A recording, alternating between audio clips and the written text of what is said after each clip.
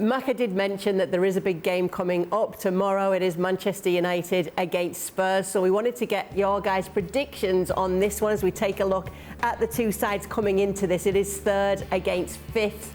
Just take a look at their winning records here for them. Both Manchester United coming into it on the back of that 0-0 draw against Newcastle. As for Spurs, they had that 2-0 win over Everton at the weekend. But here are your predictions, guys, what you've gone for.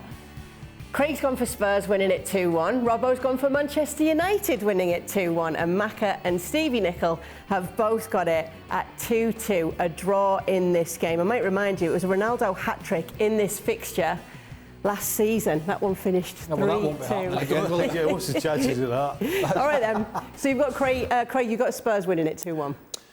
Yeah, I mean, I saw United at the weekend. They were OK, actually. It was a good game against Newcastle. They missed some chances as well, particularly Rashford and Fred at the end. But if Spurs are going to be the real deal this year and certainly push for the top four, maybe something better, this is the type of game they've got to show their mettle. And I think it sets up perfectly for them because Ten Hag's trying to get Man United, particularly at home, on the front foot a little bit more, pressing, more possession, a bit quicker with the ball. And we know what Conte does. Spurs, they'll sit in, and they'll just bide their time, they'll try and be solid, and they'll try and hit on the counter-attack. And so I think for Spurs, that suits the whole game scenario, suits the way they play, particularly away from home. The biggest surprise for me when I saw those predictions is that Stuart Robson went against one of his favourite people in Antonio Conte. Yes, because at the moment he's not my favourite coach, because when he was manager of Juventus, when he was manager of Italy, a very poor Italy side, and when he was manager of Inter, when he was manager of Chelsea the first season, they dominated games. They didn't play like he's playing with Spurs, where they get 9 men behind the ball and just leave 2 up front and hope they can catch people on the counter-attack. And I don't think they're defending that well. The stats will say that I'm wrong.